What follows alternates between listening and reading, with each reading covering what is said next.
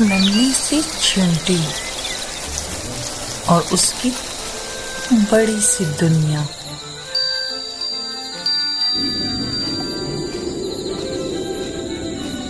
रास्ते में मुश्किलें तो आएंगी, पर कोशिश जारी रखनी है।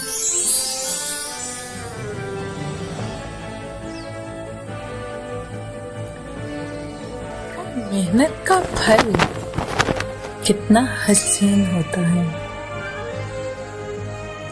जब सब मिल जाए तो नामुमकिन भी मुमकिन हो जाता है। कामयाबी हमेशा उनकी होती है जो मिलकर काम करते हैं।